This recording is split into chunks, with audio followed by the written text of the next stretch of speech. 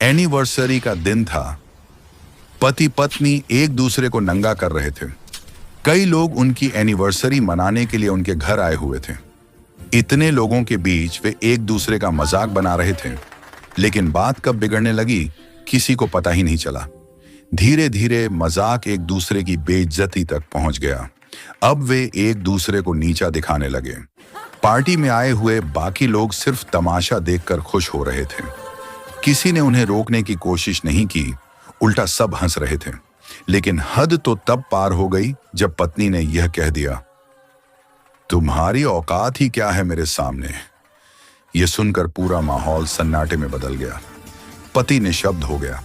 जो लोग पास में हंस रहे थे वे सब एकदम से चुप हो गए। इस पूरी शांति के बीच एक महिला सामने आई।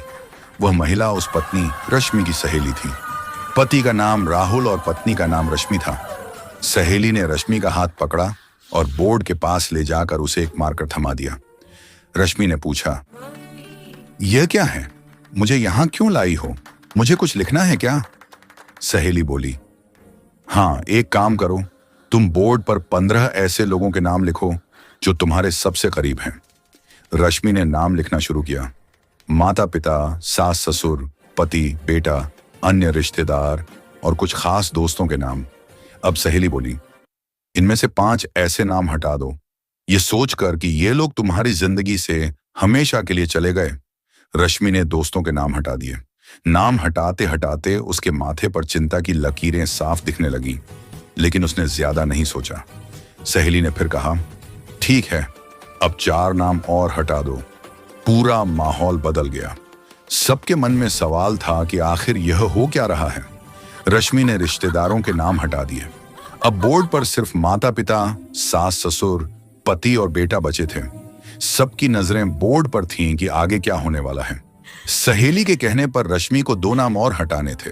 भावुक चेहरे और माथे पर पसीने के साथ उसने सास और ससुर का नाम हटा दिया और बोली, उन मां बाप का नाम मैं नहीं हटा सकती जिन्होंने मुझे जन्म दिया है। प्लीज मुझे माफ करना। राहुल यह सब देख रहा था, लेकिन कुछ नहीं बोला। सहेली बोली, अब बचे माता पिता, पति और बेटा। रश्मि, एक काम करो, 2 और नाम हटा दो। रश्मि रोने लगी। यह एनिवर्सरी का दिन है और यह सब क्यों करवा रही हो मुझसे? लेकिन सहेली नहीं मानी। नाम तो हटाने ही पड़ेंगे। रश्मि ने आंखों में आंसू लिए, दिल पर पत्थर रखकर अपने माता पिता का नाम हटा दिया और बोली, मुझे भगवान कभी माफ नहीं करेंगे। अब बोर्ड पर सिर्फ पति और बेटा रह गए थे। सहेली ने कहा, इन दोनों में से किसी एक को चुनना होगा रश्मि। अगर इनमें से किसी एक का नाम हटाना पड़े तो कौन होगा? अगर आप रश्मि की जगह होते तो क्या करते? आप अपने बच्चे को चुनते या अपने पति को? कमेंट में जरूर लिखना। मैं किसे चुनती, क्योंकि इस सवाल में ही छुपा है असली इमोशन। रश्मि की आंखों से आंसू बह रहे थे। वह बोली, प्लीज ये सब बंद करो। लेकिन सहेली नहीं मानी। उठो रश्मि और एक नाम हटाओ। करीब 15 मिनट सोचने के बाद रश्मि ने आंसुओं के साथ अपने बेटे का नाम हटा दिया। सब लोग शॉक रह गए कि एक मां अपने बेटे का नाम कैसे हटा सकती है। राहुल भी स्तब्ध रह गया। सहेली ने पूछा, ऐसा क्यों किया?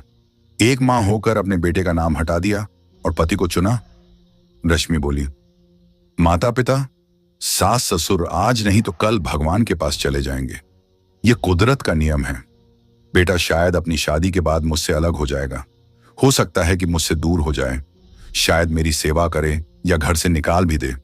आज की पीढ़ी का क्या भरोसा। लेकिन राहुल, जो मेरा पति है, वो मुझे कभी नहीं छोड़ेगा।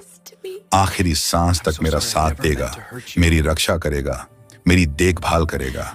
मेरी हर जरूरत वही पूरी करता है। राहुल की आंखों से कब आंसू बहने लगे उसे खुद भी पता नहीं चला। पूरा माहौल बदल गया। वहां मौजूद सभी लोग रो पड़े। सहेली बोली, जिस पति से तुम्हें इतनी उम्मीद है, उसी पति की औकात की बात तुमने सबके सामने कही थी। रश्मि दूर से ही रो पड़ी और राहुल से माफी मांगी।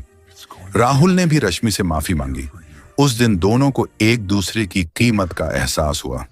ऐसी एनिवर्सरी शायद ही पहले किसी ने मनाई होगी। सहेली ने रश्मि को सही रास्ता दिखाया और परिवार को यह सिखाया कि रिश्ते मजाक या तमाशे के लिए नहीं होते। बाकी सब तो बस झगड़े का तमाशा देखने के इंतजार में रहते हैं। आखिर में रश्मि ने राहुल से कहा, दोस्तों, अगर आपको भी लगता है कि रिश्ते समझ से नहीं सम्मान से चलते हैं, तो इस वीडियो को दिल से लाइक, कमेंट और शेयर जरूर करें।